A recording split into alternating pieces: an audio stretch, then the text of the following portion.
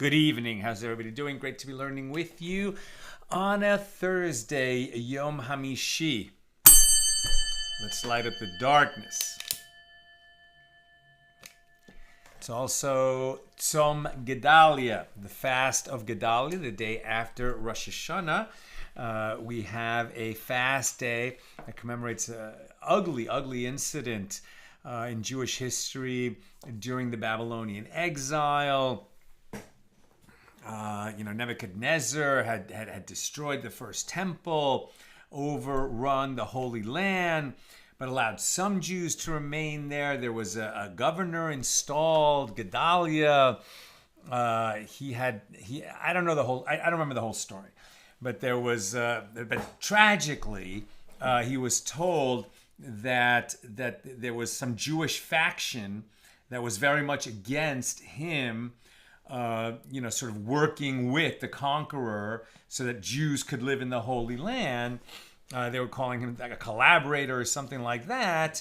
And so he was told that this faction that is against, you creating some kind of a government here and a life for Jews here, they want to come and kill you.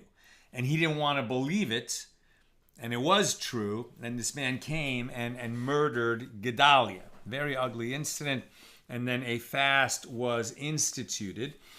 It's a daytime fast, so the fast will end here in about an hour and a half. So I'm a little weak, but doing the best I can to teach. I actually heard a Tzom Gedalia joke. So, when else are we going to share a Tzom Gedalia joke than on Tzom Gedalia? So the joke goes like this. It's Tzom Gedalia, the fast of Gedalia, and one Jew sees another Jew eating on the fast. He says, "What are you doing? How could you possibly eat today? It's the fast of Gedalia." And the guy, who I guess has some Jewish education, but is a lapsed Jew, let's say a lapsed observant Jew. And he says, "Well, I'm going to eat today, and I have 3 reasons why it's okay for me to eat today. Number one, Gedalia, if he hadn't been murdered, he still would have died, and he would have been dead these, thousands of years. So, we're going to fast for everybody that's dead? Obviously not. So I don't have to fast for that reason. And number 2, if I had been murdered, would Gedalia have fasted for me? No. So why should I fast for him? And number 3, you've been with us for a little while and you don't understand the terms. And number 3, he says, I don't fast on Yom Kippur. Kal v'chomer, why would I fast on a lesser fast day like Tzom Gedalia? It's not the funniest joke ever, but it's a Tzom Gedalia joke. Okay. Who's in the house? Yehuda in South Carolina, Joe in the Inland Empire, Paul in the Great Northwest, Bill in Mid-Missouri, Melissa in Great Neck, Yosef in Sierra Nevada, Sharon in New Jersey, Elvis in New York, Shandora in the Bronx, Guy in Ohio. Shandora, power outage at Grand Central. Hopefully nothing serious. Amen.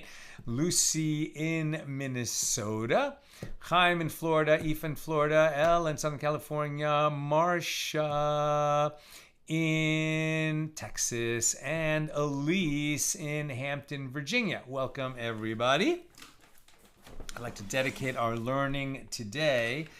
We had an incredible, beautiful, uplifting Rosh Hashanah, such incredible, beautiful davening, singing, just really connecting with the master of the universe and crowning him king, as we do on Rosh Hashanah, right? Accepting the sovereignty of the Holy One, blessed be He.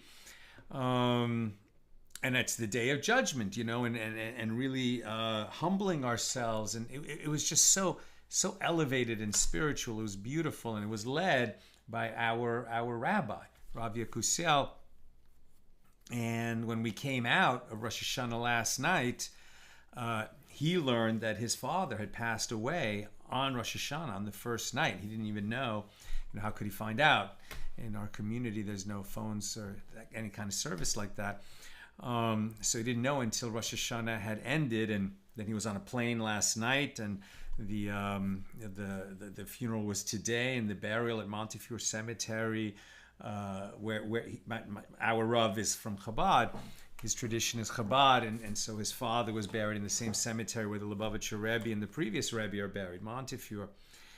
And I mean, he means so much to us. We're all kind of shaken, and just so moved. And you know, our Rav is truly a genius, and you know, the greatest Torah teacher in his life that inspired him was his father, who was a Rosh Yeshiva for so many years, the son of a Rosh Yeshiva, the brother of two Rosh Yeshivas.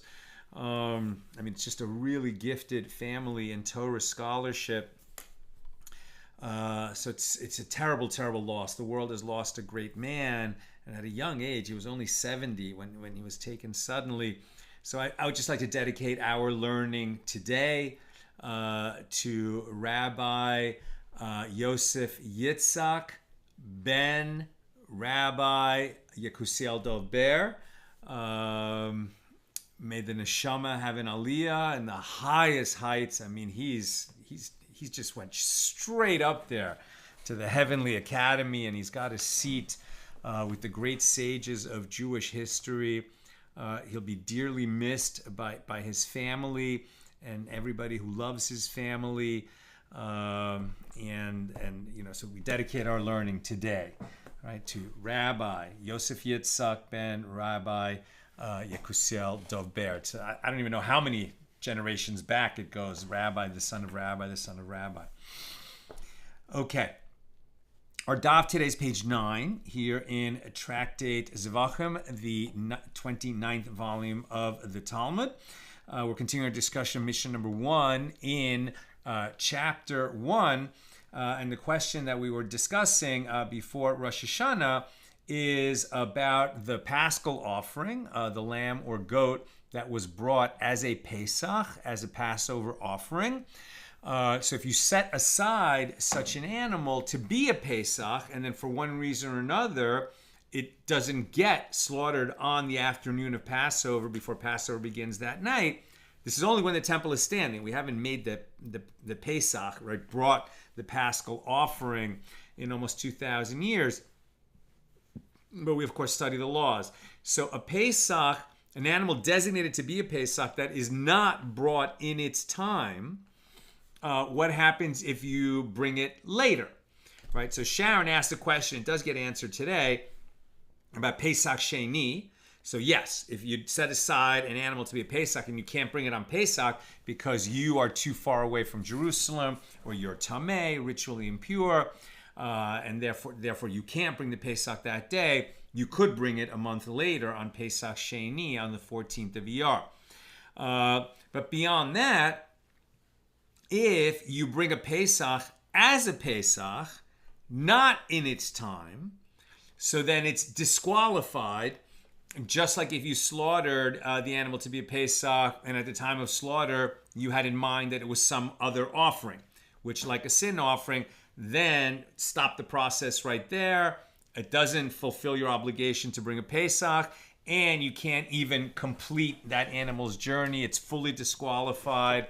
You can't sprinkle its blood on the altar. You can't eat it. But interestingly, if an animal that was designated to be a Pesach is brought on another day, not as a Pesach, it was designated to be a Pesach. You bring it as some other kind of offering, let's say a peace offering, then it does not fulfill your obligation of the Pesach.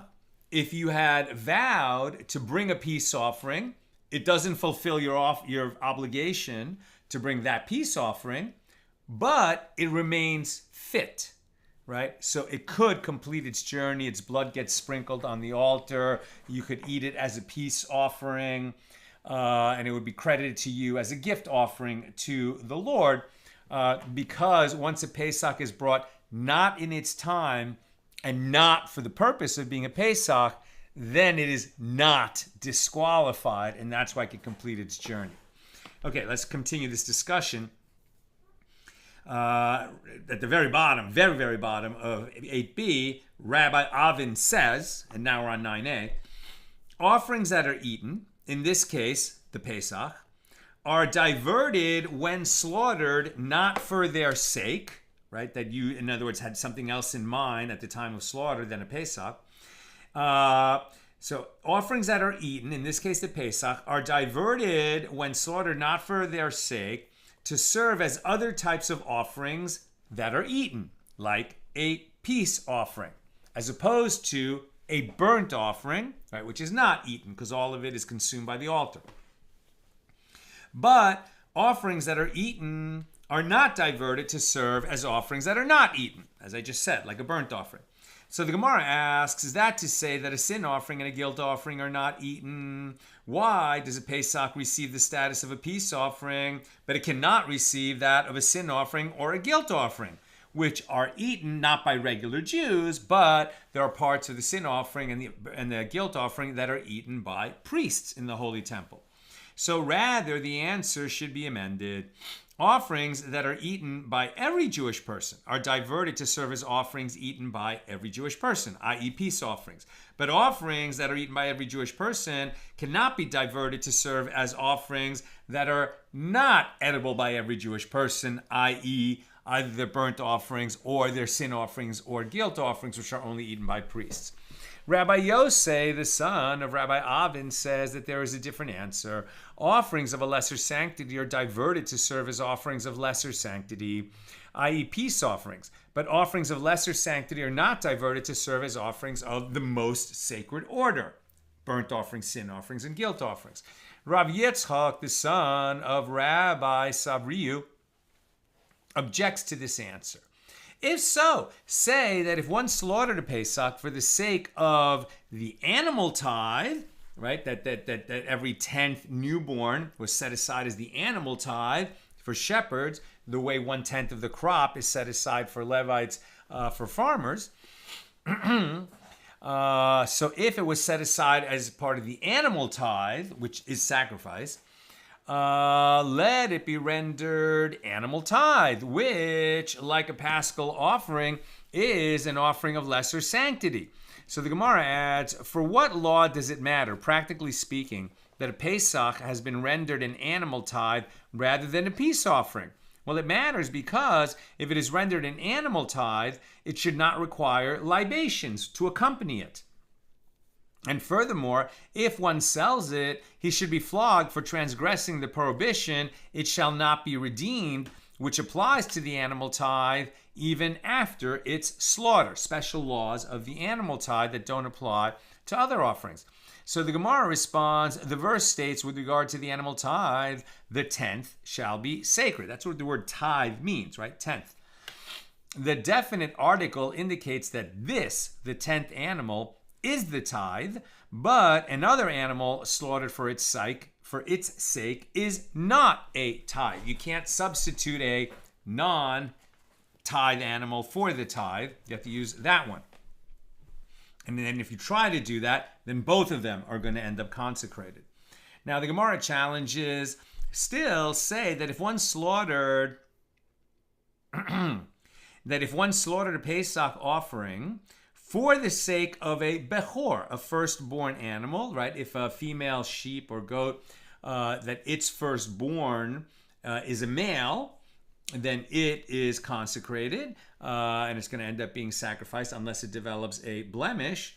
If the firstborn is a female, then that animal will not produce a bechor.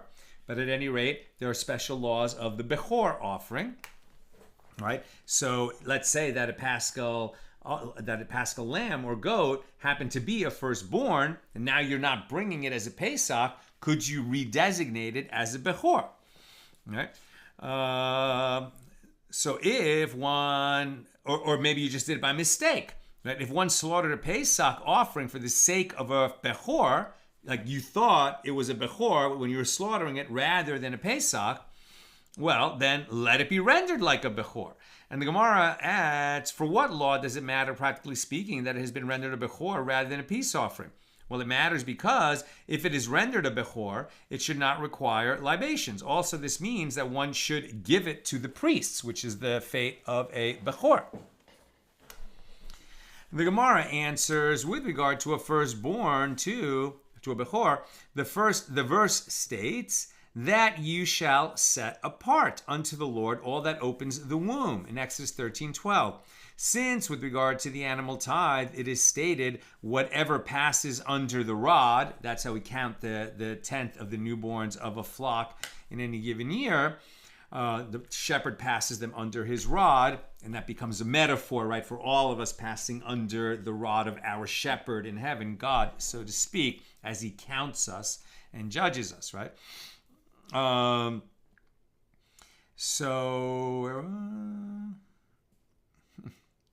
Right. Since with regard to the animal tithe, it is stated, whatever passes under the rod, the tenth shall be holy, it is derived by verbal analogy between the word passing, stated with regard to a firstborn, and the word passing, stated with regard to the animal tithe, that a Pesach cannot become a firstborn either. You can't designate, even if it was a firstborn, you can't use an animal that had been designated as a Pesach to be a bechor. Now the Gemara challenges this and says, but say that if one slaughtered a Pesach offering for the sake of a temura, a substitute, let it be rendered a substitute, right? So this is interesting. If you have a consecrated animal, so it has to be offered, right? If something goes wrong with it, and you have vowed that you will bring an offering, and then this one becomes blemished, so you can't bring this one. Okay, so you have to bring another. That's not a substitute. A substitute is where, you're going to offer an animal. You consecrated it to do that, and then you say, you know what? This one, my friend is coming over. I want to do business with him, and he has this particular thing that he likes to close business deals over, a white sheep. And this is my only white sheep. So I'll just substitute one of my brown sheep. And it's actually even a little bigger. And so I'll give the brown sheep, to God, bring it up to the Holy Temple. And this white sheep I'll just keep for myself so I can close my business deal. Can't do that. That would be trying to make a substitute for a consecrated animal. The Torah explicitly says you can't do that. And if you try to do that, you've committed a transgression. The original animal remains consecrated. It has to be brought. And the new one that you tried to substitute is also consecrated and has to be brought up as an offering. So that substitute is a specific kind of consecrated animal that comes about of this error that you made when you thought you could make a substitute when you can't. So question here is, okay, well, that's still a type of consecrated animal. Could we say that a Pesach, that is brought at the wrong time, that we're going to redesignate? Well, instead of a peace offering, could we redesignate it as a temura, as a substitute? Why would you do that? You wouldn't do that, but you're just talking about, legally speaking, can one kind of consecrated animal become another kind of consecrated animal? And the Gemara adds, for what law does it matter, practically speaking, that it has been rendered a substitute rather than a peace offering? And the one who slaughtered it should be flogged for transgressing the prohibition affecting substitution, that you can't do that. Also, its sale should be determined to violate the prohibition. It shall not be sold or redeemed, because that's what the penalty is for trying to make that substitution. Mar Zutra, the son of Rav Nachman, says it is derived from that which the verse states with regard to substitution, then both it and that for which it is changed shall be sacred in Leviticus 27:33. And the verse teaches that only it, the animal substituted, is a substitute, but another animal can't be called the substitute. You can't now use your Pesach to replace the substitute. That's not going to work.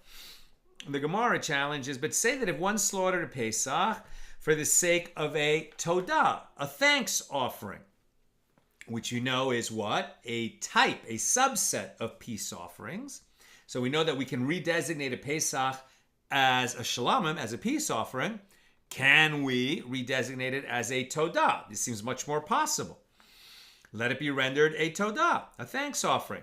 So the Gemara adds, well, for what law does it practically matter that it has been rendered a thanks offering rather than a peace offering? If so, it should require a meal offering of 40 loaves of bread, which accompany thanks offerings but don't accompany peace offerings. And the Gemara answers, is there anything, i.e. any situation comparable to this suggestion that a Pesach itself does not require bread, but it's leftover, an animal consecrated as a Pesach, but ultimately not sacrificed on Erev Passover, on Erev Pesach, then is going to require bread when slaughtered not for its sake? Such a suggestion is implausible, particularly because a Pesach, right, when it's brought properly, is accompanied by what? Matzah, right? You eat a Pesach with matzah on Pesach. That's when you eat the Pesach, on the night of Pesach, Passover. And of course, that night you can't have bread. So they're saying, so now that you didn't slaughter the Pesach on Pesach, you're going to do it at some other date. Are you going to redesignate it as an offering that has to be accompanied by 40 loaves of bread? No, that's not going to work. And the Gemara asks, well, if so, now that a leftover Pesach slaughtered for the sake of a shlamim, a peace offering, becomes a shlamim, this objection can also be raised. Is there anything comparable to the suggestion that a Pesach itself does not require libations? That's not part of the Pesach process, but its leftover does require libations since it's being brought as a shlamim, and a shlamim does require libations with it. So now that you've changed it into a different kind of offering, it will have different ancillaries. Why is that going to be permitted? And you're saying that it's not permitted if you turn it into a todah. So the Gemara explains, this is what we are saying. Is there anything comparable to the suggestion that the leftover of a todah itself does not require bread, but the leftover of an offering from some other category does require bread? They consider that logically untenable, and so we can move on. New subject. It was taught that the verse, and if his offering for a sacrifice of peace offerings unto the Lord is of the flock, right? What's the flock? That means either a lamb or a goat, a sheep or a goat, teaches that, and why do we always talk about the Pesach as a lamb? Because the requirement is that it be a lamb or a goat in its first year, a kid, right? In its first year. It has to be only 1 year or less old. That's why we say lamb. And if his offering for a sacrifice of peace offerings unto the Lord is of the flock, this teaches that a Pesach, which is sacrificed not on Erev Pesach, is rendered a peace offering if it is sacrificed not for its sake. Right? In other words, you can make it into a shlamim as long as you didn't, at the time of slaughtering it, on the wrong day, not on Erev Pesach, think that you could bring a Pesach on a different day other than Pesach Sheni. So if you thought you were bringing the Pesach, then it's totally disqualified. But if you understood that you can turn a Pesach into a shlamim, if you bring it on a different day, an animal designated to be a Pesach, if you understood that, then it remains fit, and you can bring it as a peace offering. Okay, so Rav Yemar, the son of Rav Hillel, objects to this. But from where is it derived that this verse is written with regard to a leftover Pesach, right? An animal designated to be a Pesach that wasn't actually slaughtered on Pesach. Perhaps it is written with regard to a different leftover, an animal designated to be an asham, a guilt offering that was not brought as an asham, which also are only brought from the flock. So Rava says, the verse states, and if his offering for a sacrifice of peace offerings unto the Lord is of the flock, and here is of, the word is min. In English, we're spelling it M-I-N, but min, right? Min is just mem nun, right? So min from the flock. So where the term min indicates that it is brought equally from all species of the flock. That means either sheep or goats. A guilt offering, by contrast, is brought only from rams. Goats will not do, has to be a sheep. But a Pesach can be min, the flock, right? Meaning either sheep or goats. So we're only talking about that kind of an offering. Rabbi Avin Bar Chia, and some say Rabbi Avin Bar Kahana, objects to this. You say everywhere that the word min is stated to exclude items, but here you claim that the word min is stated to include all species of the flock? You should say the opposite. The verse indicates an offering that is brought only from some species of the flock, i.e. guilt offerings. So Rabbi Mani says here too the word min is stated to exclude certain categories of the flock, as a Pesach is not brought from an animal that is in its second year and is not brought from the female animals of the flock. Right? A Pesach has to be a male kid or a male lamb in its first year. So the Gemara tries to again to object. Rav Hana of Baghdad objects to this. How can you say that when this verse is written, it is written with regard to a leftover Pesach? But from that which is written in the subsequent verses, if he brings a lamb and if his offering is a goat, one learns by inference that the passage is not written with regard to a leftover Pesach. The Torah states elsewhere in Exodus 12:5 that a Pesach is brought from both lambs and goats, and it is unnecessary to teach this again in Leviticus, meaning it must be teaching us something different. So those verses are necessary for that which is taught in a Baraisa. The word lamb is written to include the Pesach in the requirement that the tail be offered on the altar, which is written subsequently with regard to a peace offering in Leviticus 3:9. Since this law is not mentioned in the verses concerning the Pesach. Now the Baraisa continues, when the verse states, if he brings a lamb, this is to include in all the mitzvahs of peace offerings, a Pesach whose first year has passed, right? It was designated to be a Pesach, but you weren't able to bring it, let's say, on Pesach, right? And you were going to bring it on Pesach Sheni. So you were planning to still bring it.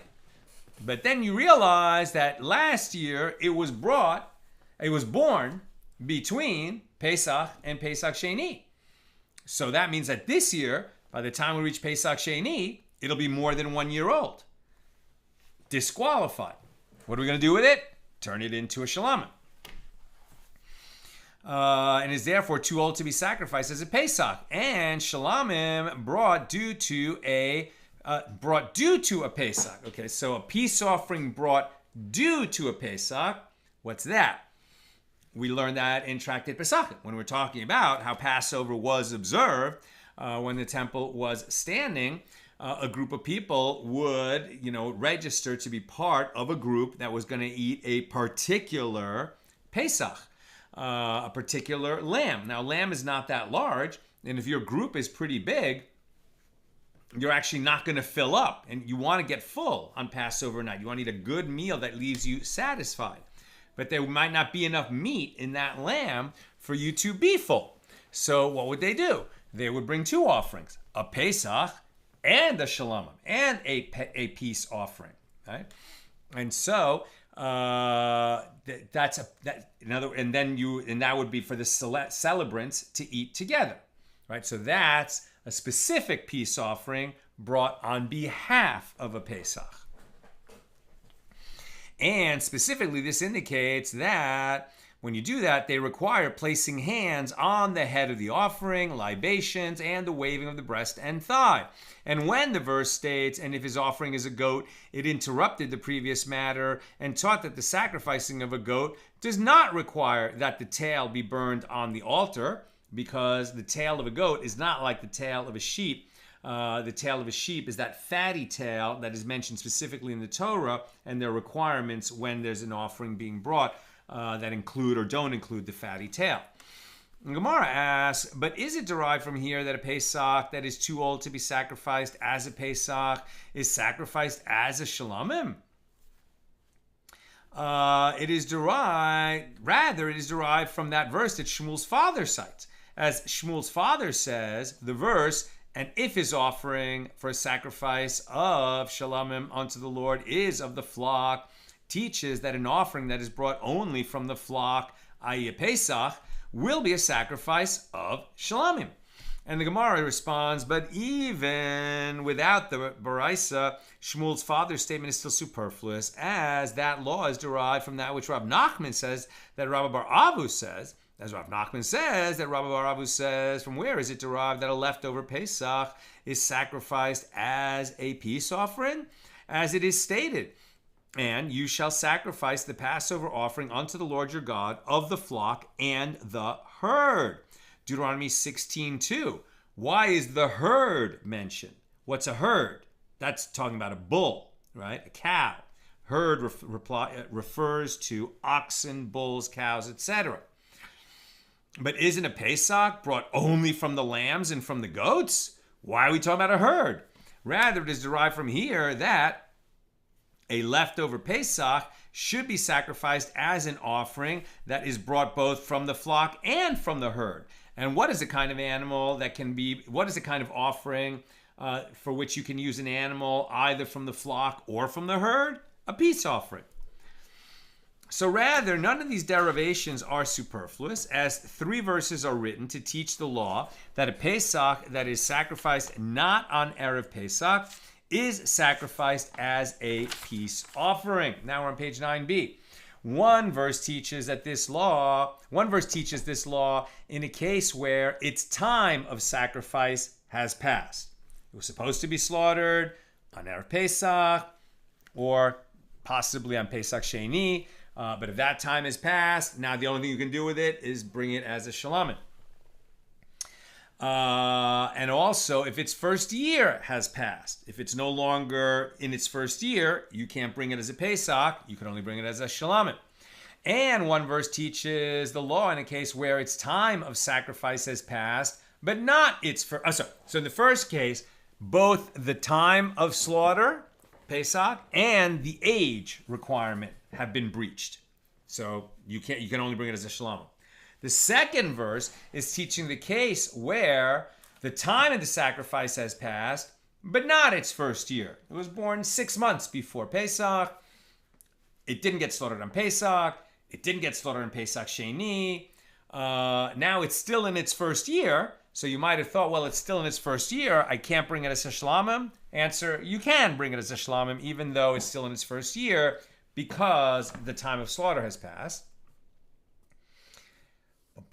And the third verse, the third instance of this teaching comes to tell us that this is a case where neither its time of sacrifice nor its first year has passed, but it was sacrificed before Erev Pesach, right? It was designated to be a Pesach, and they slaughtered it before Pesach ever arrived, not as a Pesach, right? So therefore, it still works as a shlamim. You might have thought, well, it's still qualified to be a Pesach, and you slaughtered it, let's say by mistake, or you changed your mind before Pesach came, it will work as a shlamim because you're slaughtering it not in its time, in this case before rather than after, but still not in its time, and not as a Pesach. You're slaughtering it as something else. And what is that something else?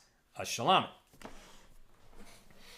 And had the merciful one written only these 2 verses, one might assume that only these Pesach offerings are sacrificed as peace offerings, as they were both rejected from their status as a Pesach. But in a case where neither its time of sacrifice nor its first year has passed, in which case it is still fit to be sacrificed as a Pesach on Erev Pesach, I would say that it is not sacrificed as a peace offering. You might have thought that, therefore the 3 verses are necessary. Oh, wait a minute. I skipped the paragraph. And all these verses are necessary. Had the merciful one written only one of the verses, I would say that it is referring to a case where both the first year and its time of sacrifice have passed. Only such a Pesach should be sacrificed as a peace offering, as it was completely rejected by losing its time and designation. But, the time of its slaughter and its age.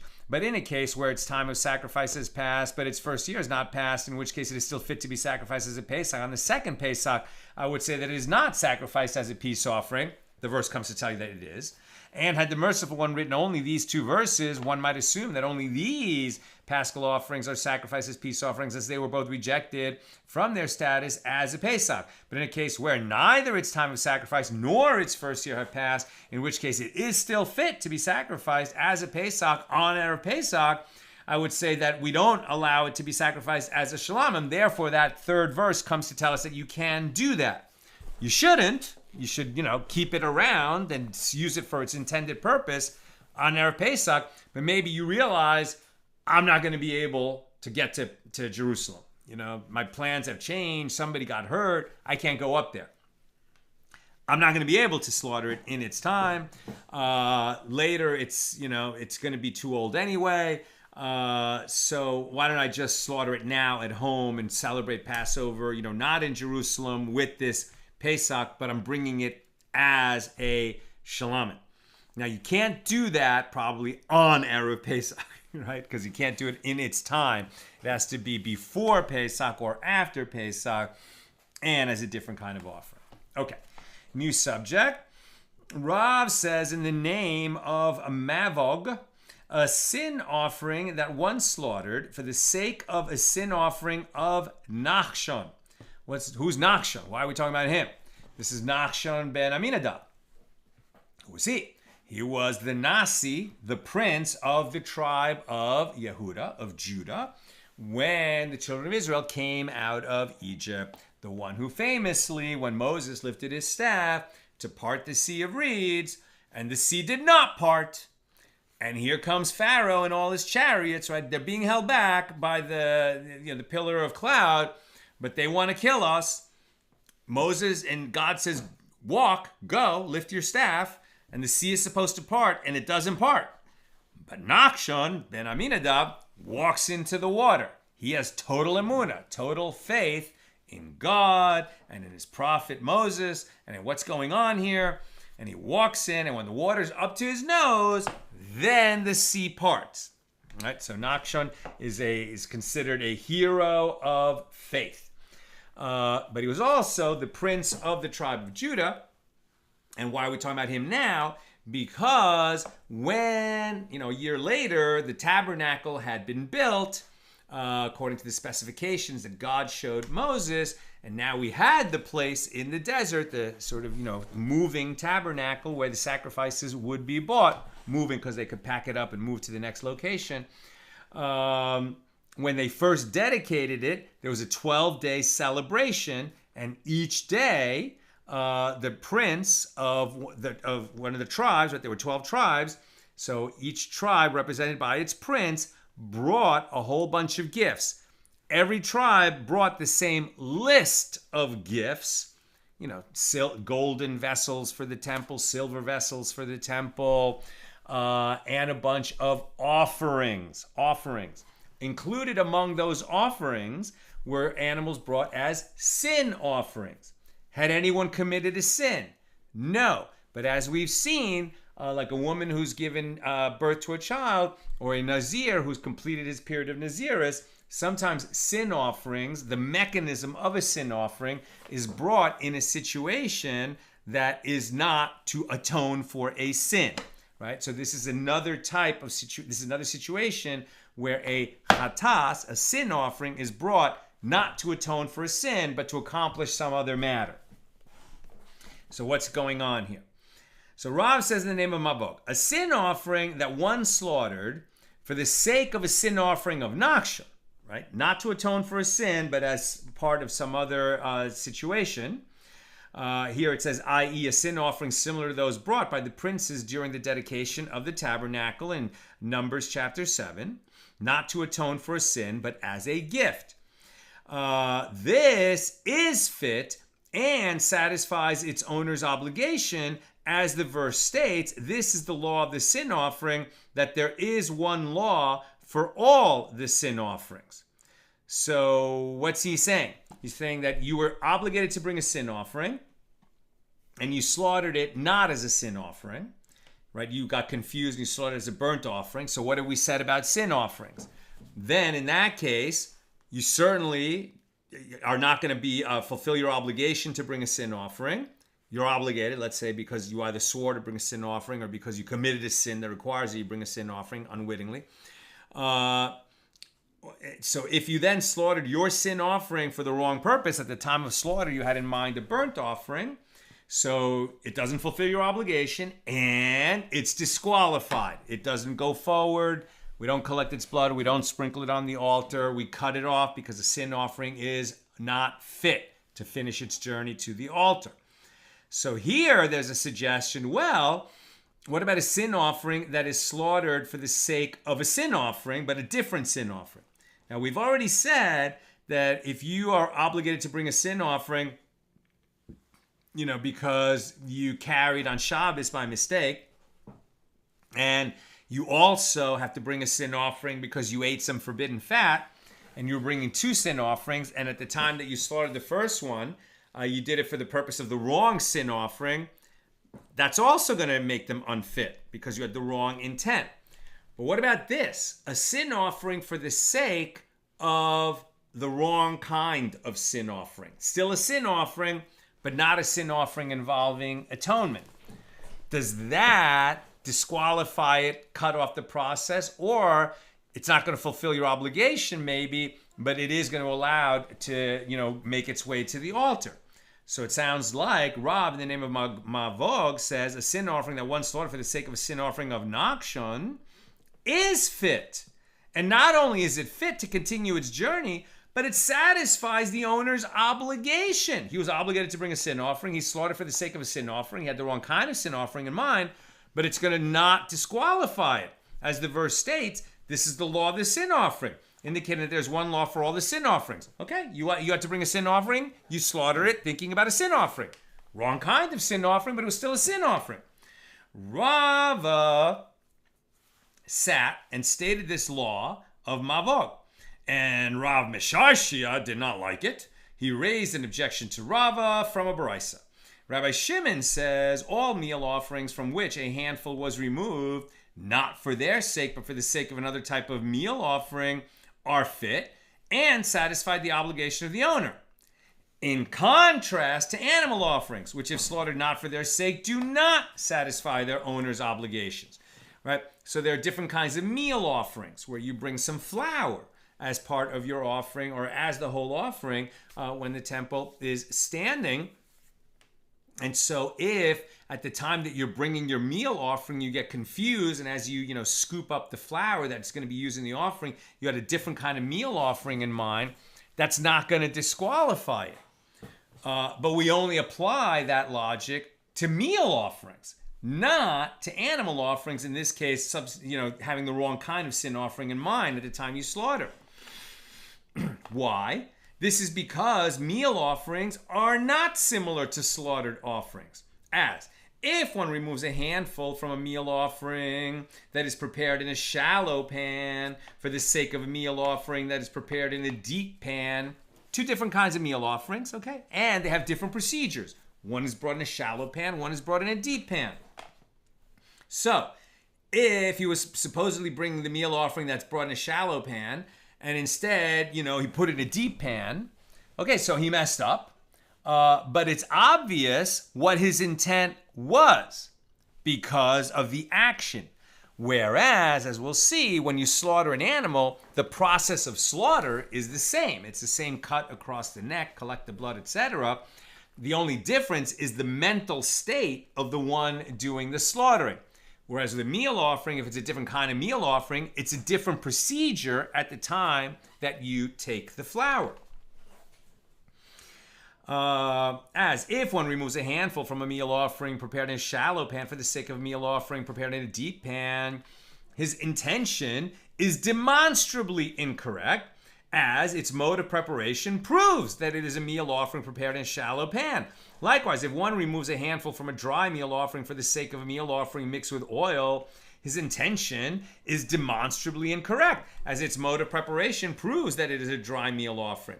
The fact that it's visibly incorrect prevents it from affecting the status of the meal offering in any way.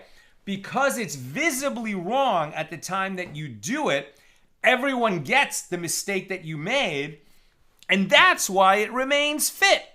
Whereas if you slaughter for the wrong reason, no one on the outside could tell that, only the one with the mental state. That's why the consequence is more severe, right? More severe. Things that are nuanced and difficult to tell carry bigger consequences because we have to make sure that people are going to be careful about it, or because the Torah says so. But the bottom line is that's the way the law works. If it's obvious that he made an error, it actually can move forward because everyone gets what error was made. Whereas if it's something that only the mental state could prove that an error was made, if he got it wrong, the offering is disqualified. But with regard to slaughtered offerings, this is not so. There is one mode of slaughter for all the offerings, one mode of collection of the blood for all of them, and one mode of sprinkling for all of them. Therefore, improper intention affects the status of the offering. If a rite is performed for the sake of the wrong type of offering, the offering does not satisfy its owner's obligation. Unlike a meal offering, where you know that he made a mistake, he visibly made a mistake, and then after the fact, it does satisfy his obligation. Rav Misharshia inferred from the Baraisa, the reason that a meal offering satisfies its owner's obligation, even when one removed a handful for the sake of another type of meal offering, is that its mode of preparation proves visibly its true nature. But if its mode of preparation does not prove visibly its true nature, then it does not satisfy the owner's obligation. Why not? If Mavog's derivation is correct, let us likewise say that the verse, this is the law of the meal offering, indicates that there is one law for all meal offerings, regardless of their mode of preparation. So rather, if Mavog's statement was stated, maybe it should have been stated like this. Rav says in the name of Mavog, a sin offering that one slaughtered on the condition that Nahshon, the prince of Judah, be atoned for by it, is fit. This is not considered a change of owner, as there is no atonement for the dead. So if you're bringing a sin offering not as a gift like Nahshon brought in his role as the prince, but rather for some reason you say, I'm bringing this as a sin offering for Nahshon, for whatever sin he may have committed in the past, well, you can't do that. Once a person dies, whatever his sins are in the ledger that he brings before the Holy One, blessed be he, on the day he meets his maker in the heavenly court, that's his balance, right? You can't make an atonement for sins after a person has died. He can acquire merit in heaven if people do mitzvahs in this world in the name of the departed.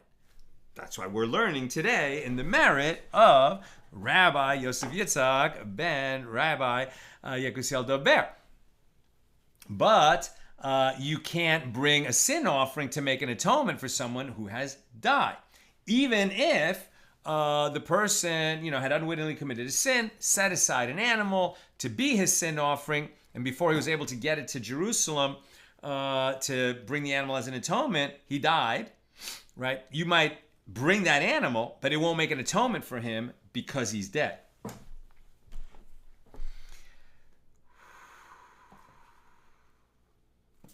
Wait a minute. Now, the Gemara challenges this and says, but if that's what Mavog was saying, why did he mention Nahshon?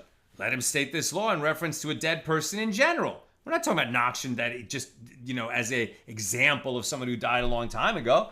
Nahshon was brought as an example of a gift, a sin offering that is actually a gift offering.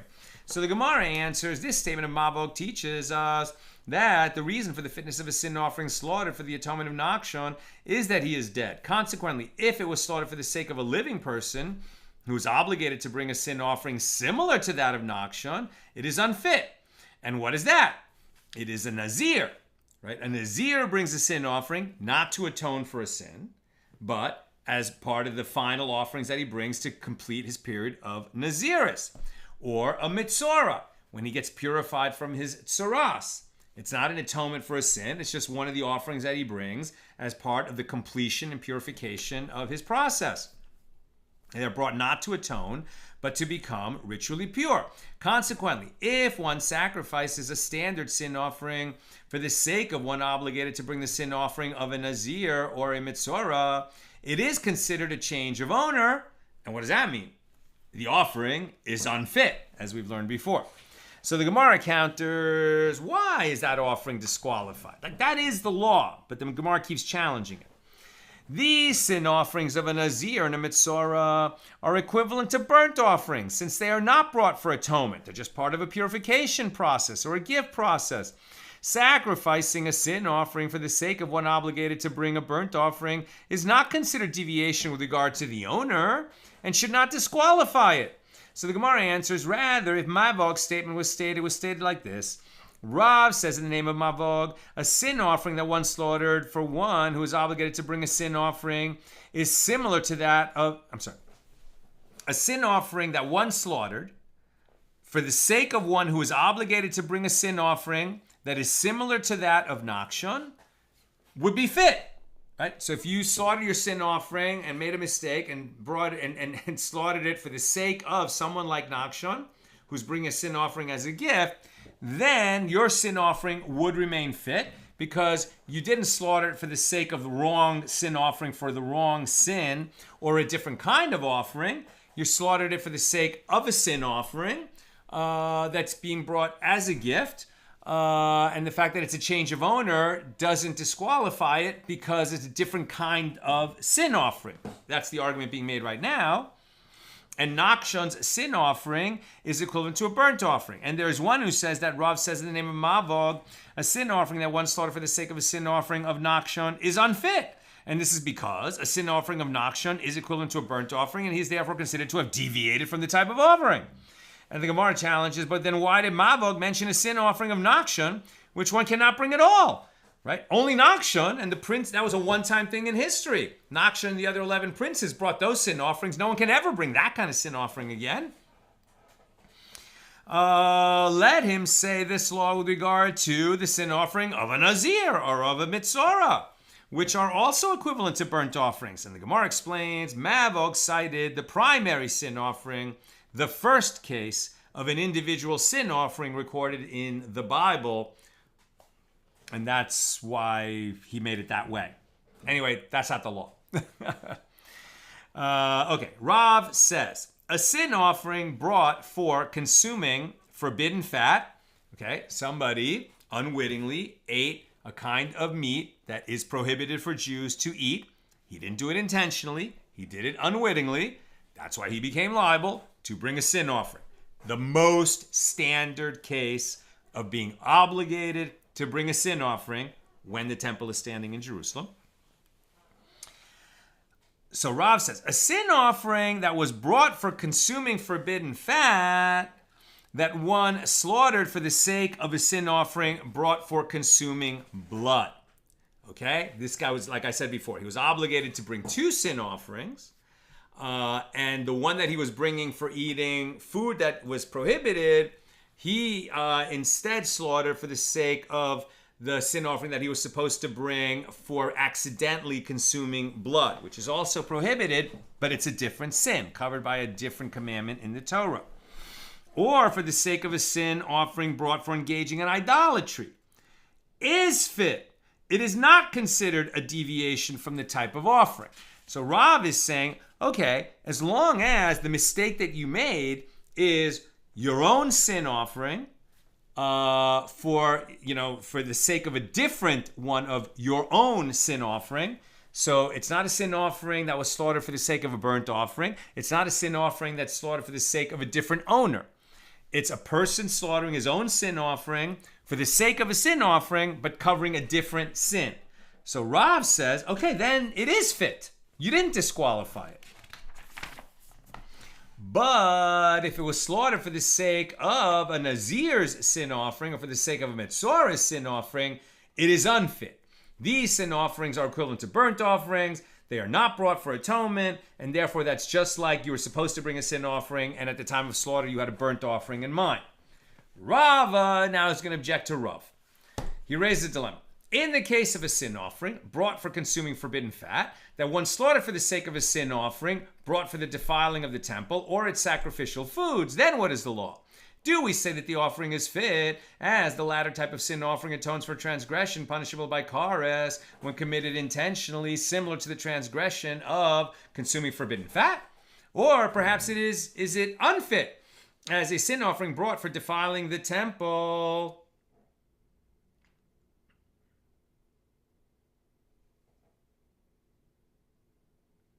Yeah. And so before I go on, I just want to confirm, because now I confused myself, but I was right.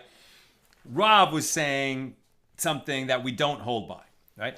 That if you slaughter it for the sake of the wrong kind of sin offering, of the wrong sin, right? You owe two sin offerings and you slaughter the first for the sake of the different sin, which is supposed to be your second animal, it is disqualified. It is not fit, right? And it says so right here.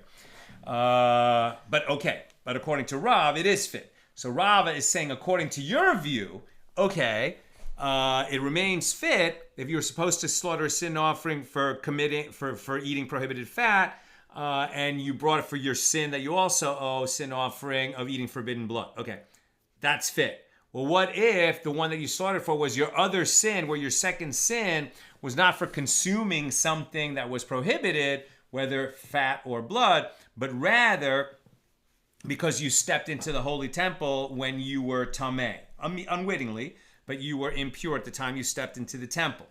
So you also owed a sin offering for that. Does it now remain fit if you slaughtered your first sin offering for the sake of the wrong sin offering, where this is the second case, where this is what the second sin offering was being brought for?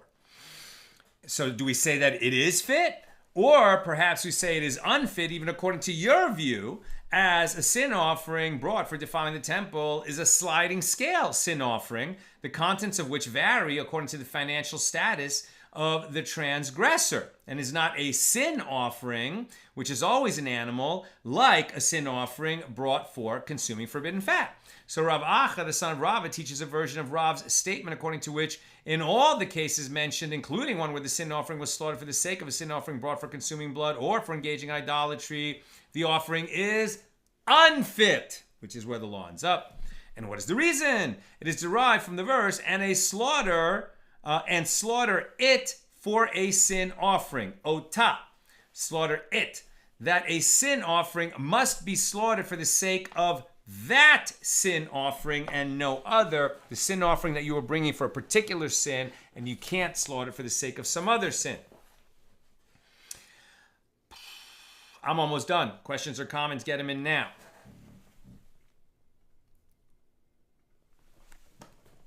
Rav Ashi said to Rav Acha, the son of Rava, how do you teach Rava's dilemma? Rava appears to assume that if one slaughters a sin offering for the sake of some other types of sin offering, it remains fit. How is this compatible with your version of Rav's statement, according to which slaughter for the sake of any other type of sin offering disqualifies it?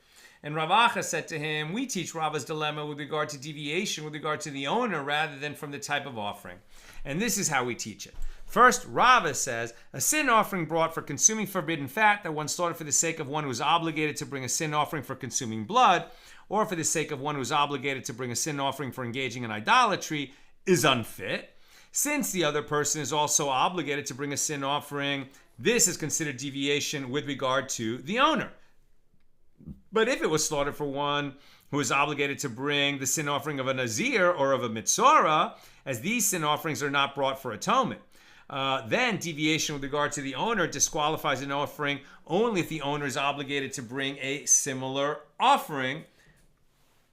It's interesting, in both cases we're talking about different sins and different people, but if the second person is obligated to bring a very similar sin, we're going to say the reason it's disqualified, it's because deviation with respect to owner. If the second person is required to bring a totally different kind of offering, and you had him in mind, then we could say it's disqualified because you had the wrong kind of offering in mind.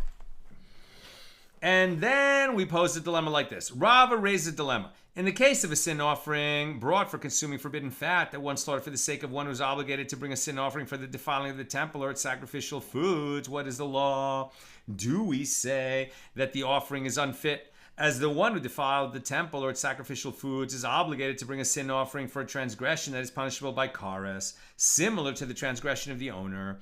Or perhaps we say it does remain fit, as the sin offering brought for defiling the temple is not a set sin offering like a sin offering brought for consuming forbidden fat.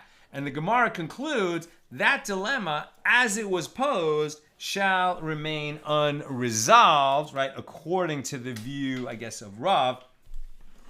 But the law did get resolved that if you bring a sin offering for the wrong reason at all, wrong sin, same owner, wrong kind of offering, or wrong owner, all those reasons, disqualified, unfit, he doesn't fulfill his obligation, and the offering does not proceed to the altar. Okay, 2 questions. From Joseph. If every sacrifice is a certain type of animal or food for a specific purpose or time, then the only complicated matter would be circumstances at designation, I would think, right? In what way do they designate these things? Is there a prayer to recite? Well, no, it's perfect. Good question. So designation means when they consecrated it, right? Oh, I just realized I ate a forbidden fat unwittingly. The next time I go to Jerusalem, I need to bring a sin offering. I'm obligated to bring a sin offering. Now, at a certain point, he's going to pick an animal to be that sin offering. He might not do it now. He might go up with a bunch of animals, and then when he gets to the temple, pick the one that's going to be a sin offering. That's probably a good move. It'll avoid confusion. But because he brought with him, he had 2 sins that he's going to have to atone for. And so, he says, okay, this one, the white lamb is because I ate forbidden fat. And the black lamb is because, I ate forbidden. Here's a question. I ate forbidden fat in November, and the black lamb is because I ate forbidden fat in December. Now it's the same transgression, but done at different times. We didn't cover that question yet. So let's just say the white lamb is because he ate forbidden fat, and the black lamb is because he violated Shabbos. He carried on Shabbos, and he's only made that designation when he got to the temple. But then at the time that the white lamb was being slaughtered, the person who was slaughtering it says, okay, and we're slaughtering the white lamb that so-and-so brought as a sin offering because he violated Shabbos. Right? Boom. Messed it, right? Blew it. Made a mistake at that point. And now he's going to have to bring a different offering. And this process gets stopped dead because of the nature of it, because it's sin offerings. Whereas he was obligated to bring a burnt offering, and he got it wrong. He designated for a peace offering. At least it could complete its journey. He'll get credit for bringing a peace offering, even though he won't have fulfilled his obligation to bring the burnt offering that he's obligated to bring because he vowed that he would. But at least it completes its journey. That's what I've got for us today. With God's help, we'll be together again tomorrow, Friday, regular Friday time, which is noon Pacific. Have a good day.